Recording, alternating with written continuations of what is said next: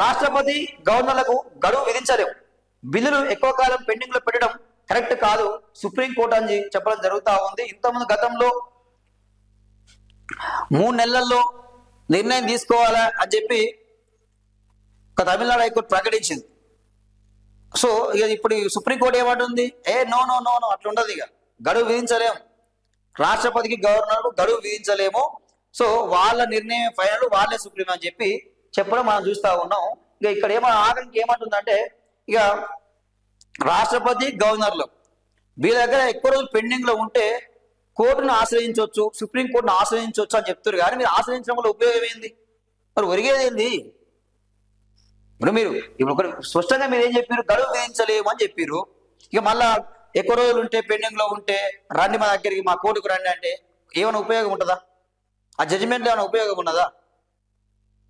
So ఇక్కడ ముచ్చట ఏంటంటే, ఒకసారి కారణం చెప్పకుండా గవర్నర్లు బిల్లులను నిలిపివేయలేరు.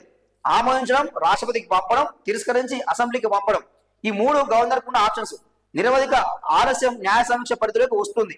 రాష్ట్రపతి ప్రశ్నలకు అత్యున్నత న్యాయస్థానం సమాధానం అంటూ మనం చూస్తూ ఉన్నాం. సో ఇక్కడ విషయం ఏంటంటే చెప్తా అండి, గవర్నర్ రాష్ట్రపతి మనం బిల్లులు ఉన్నాయి కదా,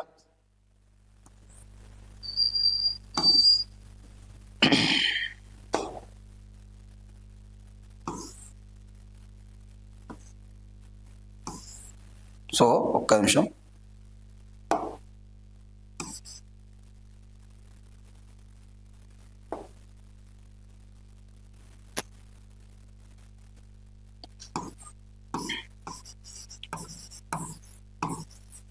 గవర్నర్ ఏమంటుంటే, ఇప్పుడు బిల్లులు ఉన్నాయి కదా, చట్టం అంటే అసెంబ్లీ చేసిన బిల్లులు ఎట్లా అయ్యిందని చెప్తే ఏమంటారు అంటే, ఒకటేమో ఆమోదించాలి అంటారు. ఒకటి ఆమోదించాలి, ఇక 2 ఏమంటుంది సుప్రీంకోర్టు ఏం చెప్తుంది, 2ది ఏమైనా న్యాయ సలహాలు సూచనలు ఉంటే రాష్ట్రపతికి పంపాలి, అని చెప్తుంది. ఇంకో మూడో విషయం ఏం చెప్తుందంటే, ఏంటంటే మీరు రాష్ట్రపతితో సంప్రదించకుండా మీరు నిర్ణయం తీసుకునే అధికారం గవర్నర్కు ఉంటుంది.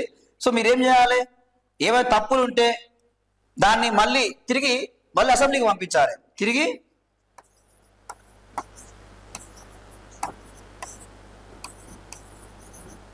అసెంబ్లీకి పంపాలి అని చెప్పి ఈ మూడు నిబంధనలతో సుప్రీంకోర్టు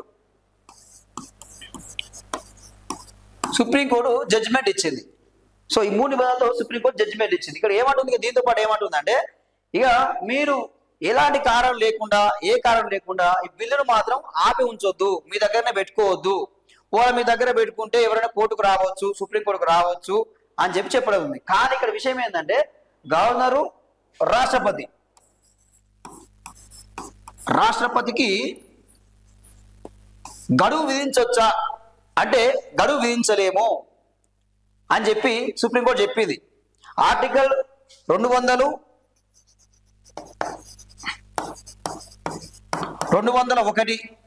ప్రకారం, ఆర్టికల్ 142